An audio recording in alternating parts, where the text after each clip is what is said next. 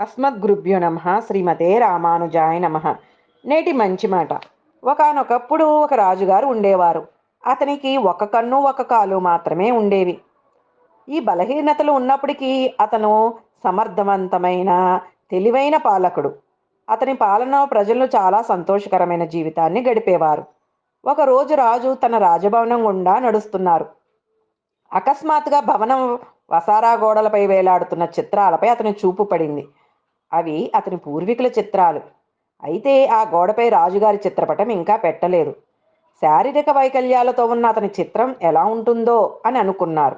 కానీ ఆ రోజు తన చిత్రాన్ని కూడా ఆ గోడపై పెట్టాలని నిర్ణయించుకున్నారు.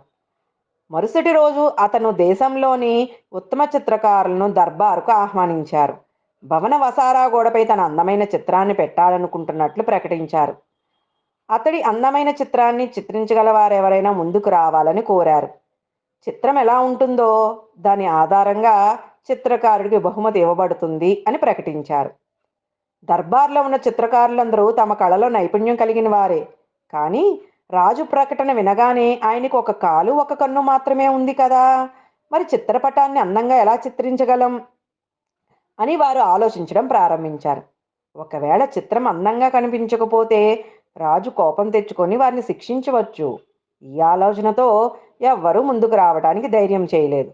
ఒక్కొక్కరు ఒక్కో సాకుతో మర్యాదగా అక్కడి నుంచి వెళ్ళిపోయారు. ఒక యువ చిత్రకారుడు మాత్రం అక్కడే నిలబడి ఉన్నారు. రాజు అతన్ని, "నువ్వు నా చిత్రాన్ని రూపొందించడానికి సిద్ధంగా ఉన్నావా?" అని అడిగారు. దానికి యువ చిత్రకారుడు అంగీకరించారు. మరుసటి రోజు నుంచి రాజుగారి యొక్క చిత్రపటాన్ని తయారు చేయడం ప్రారంభించారు. కొన్ని రోజుల తర్వాత చిత్రం సిద్ధమైంది.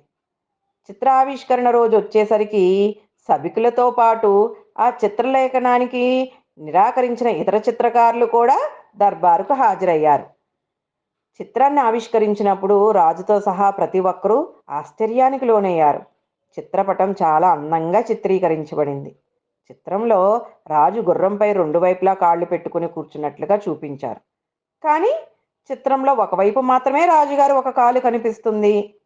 రాజు ఒక కన్ను మూసుకొని విల్లును గురిపెట్టినట్టు చూపించబడింది.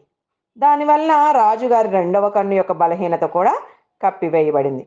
ఈ చిత్రం చూసి రాజు చాలా సంతోషించారు. చిత్రకారుడు తన వైకల్యాల్ని తెలివిగా దాచిపెట్టి అద్భుతమైన చిత్రాన్ని రూపొందించాడు.